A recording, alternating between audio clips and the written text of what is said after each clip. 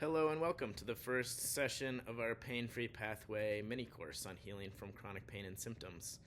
In this section, I am going to talk to you about what chronic or neuroplastic pain is, who tends to get it, and how to tell if your symptoms might be neuroplastic in nature. So let's start with what is chronic or neuroplastic pain. So chronic pain is generally defined as pain that persists longer than 3 months.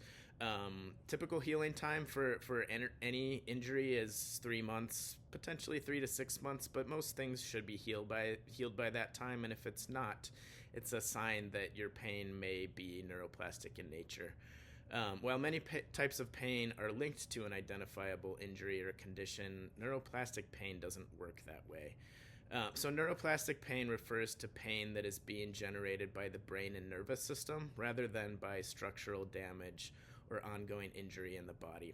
So it's often called mind-body pain or brain-generated pain.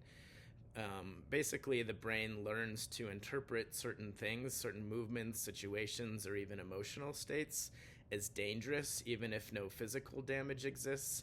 And as a result, it can trigger a pain response to what it perceives as a threat, essentially getting stuck in a cycle of overreacting to these triggers.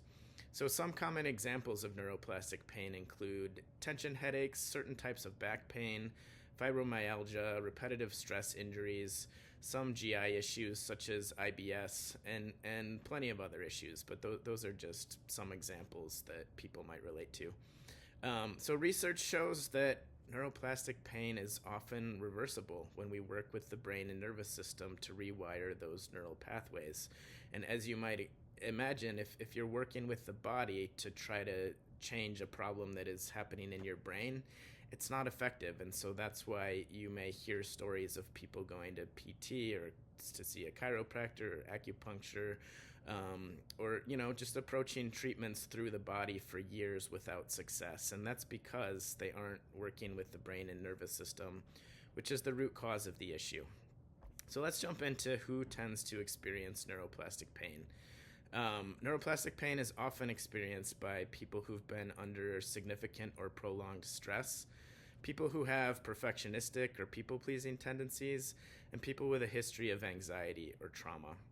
So it's important to understand that neuroplastic pain is not all in your head. We're not saying that at all. It's very much a real experience. Your pain is real. Your experience is real. It's caused by genuine, real neural processes, but it originates in the brain's interpretation of safety versus danger signals, rather than from the tissue damage. So again, it's like your brain is misinterpreting some kind of signal that's coming from your body, and it's deciding that it's dangerous, and so then it's sending out a pain signal to you. So again, we need to work to reverse that, and we'll teach you how to do that. So factors like personal history, sensitivity to stress and past experiences with trauma or injury can make some people more likely to develop neuroplastic pain than others. People with a high stress lifestyle or with patterns of repressed emotions may be more susceptible because the brain can misinterpret ongoing stress as a threat to the body, triggering pain as a protective response. So some ways to tell if your symptoms are neuroplastic are looking at if your symptoms are inconsistent or if they are variable. So neuroplastic pain often fluctuates throughout the day or varies depending on your focus, mood, or level of stress. For example, the pain might ease when you're distracted or enjoying an activity, but it might return during moments of stress or fatigue. Structural pain does not respond in that way. Structural symptoms are pretty consistent. Neuroplastic symptoms tend to move and change and shift depending on these sorts of factors. Another sign that it might be neuroplastic if there has been no clear injury or no clear diagnosis that explains the pain.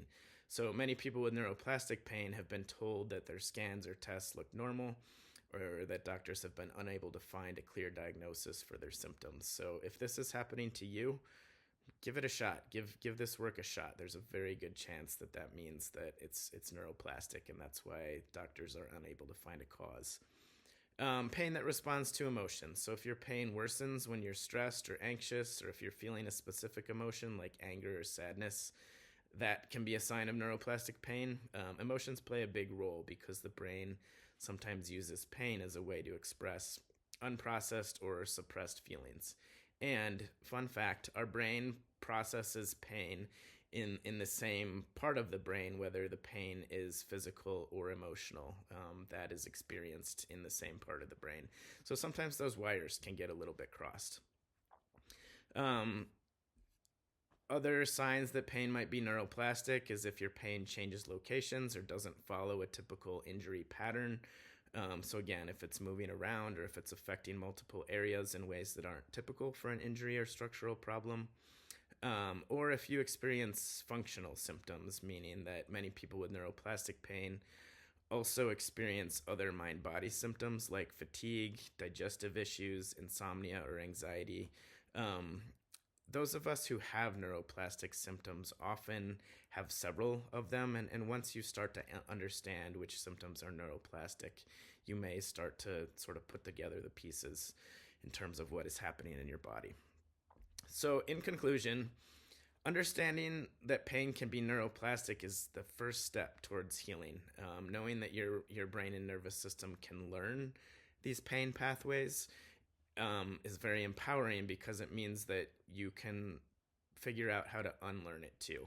And so in our next session, Allison will help you get into the right mindset for healing your chronic pain, and we'll then discuss with you techniques for rewiring the brain and reducing neuroplastic pain. And please keep in mind that this is a journey and a process, and that healing is very, very possible. So thank you for watching, and I will see you again in part 4, where I get to talk to you about the role of emotions in chronic pain. That is my very favorite part of this work because it's the work that I personally have gotten the most out of.